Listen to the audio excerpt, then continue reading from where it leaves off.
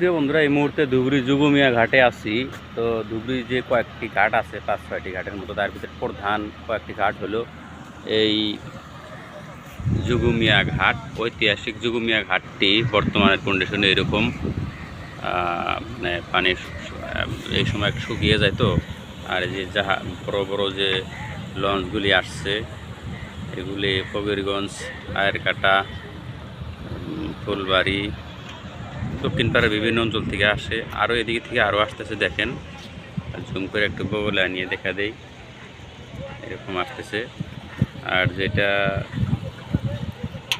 আপনাদের এই যে কী কয়, এটা মানে একমাত্র জাহাজ যেটা যুগমিয়া ঘাট থেকে চলে, এটা আপনার ভারতীয় অন্তর্দেশীয় জলমার্গ পরিবহন, নিচে ইংলিশ দিয়ে লেখা আছে inland waterways authority of India.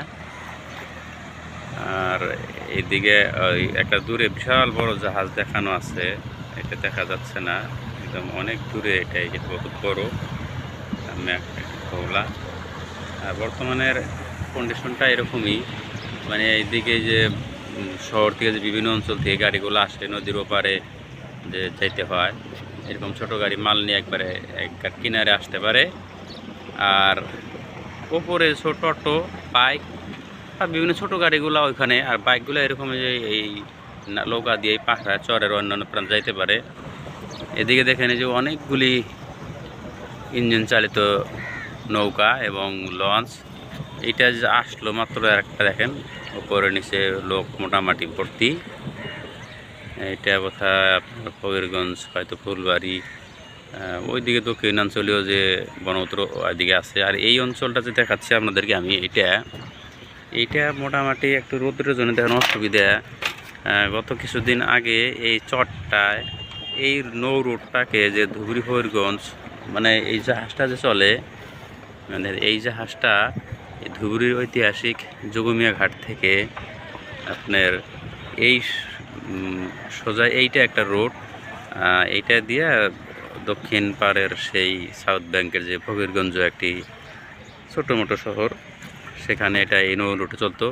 কিন্তু এটি সম্পূর্ণ বন্ধ হয়ে যাওয়াতে এখন মোটামুটি ধরেন এই সরকারের থেকে একটি ব্যবস্থা করে দিয়েছে। এই যে এইটা যে দেখা যাচ্ছে, এটা এইটা দিয়ে মোটামুটি দেখেন ওইখানে একটা বিশাল বড় মেশিন দেখা যাচ্ছে। এই যে বড় একটা মেশিন, এটা দিয়ে মানে নৌকা বা জাহাজ এগুলো যাওয়ার জন্য সুন্দর করে একটা খাল করে দিছে।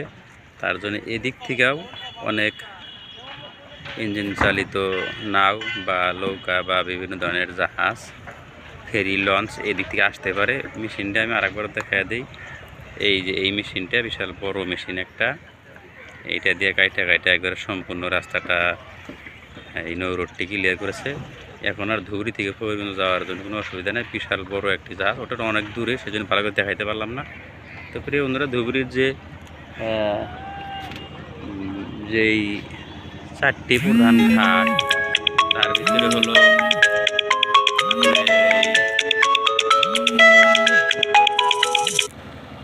এই যুগমিয়া ঘাটি হলো মোটামুটি বড়। এখানে দেখেন জাহাজ, লঞ্চ, গাড়ি ঘোড়ার যে বিশাল এক মানে ভিড়, এটা এখানেই সবচেয়ে বড়। এরপরে কাছারি ঘাট রয়েছে এই সোজাই পূর্ব দিকে।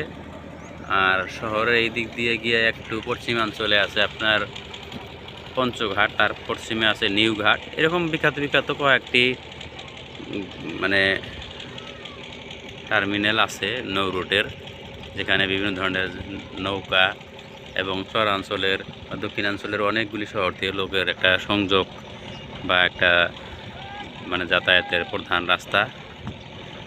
সত্যি করেই এইখানে এরকম জনগণের এক বিশাল মানে জমজমাট থাকে। আজকে আরেকটু সময় বেশি হলে হয়তো লঞ্চ, বিভিন্ন নৌকা স্থানীয়, এগুলার ভিড়টা বেশি হবে। আমি একটা নৌকা চড়ছি, ইনিও এখন মোটামুটি স্টার্ট দিয়ে এটা ছেড়ে দেবে। আমি একটু এখান থেকে একটা চরে যাতায়াত করব। ধুবড়ির যে কয়টি ঘাট আছে সেগুলো প্রত্যেকটা ঘাটেতেই এই স্পিড বোটগুলো সচরাচর চলাফেরা করতে দেখা যায়। আজকেও সেরকম একটা দেখতে দেখতে চলে এলো। অবশ্য বর্ষার সিজনে বেশি দেখা যায়, কিন্তু এগুলো সাধারণত সবসময় প্রায় দেখা যায়। কি স্পিডে যাচ্ছে!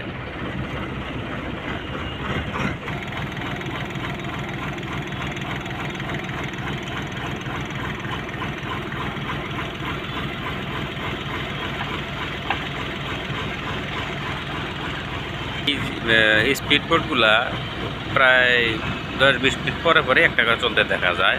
দেখেন আর একটা ফের পশ্চিম দিক থেকে পূর্ব দিকে রওনা হয়ে চললো খুব স্পিডে। কত দূর গেল গিয়ে!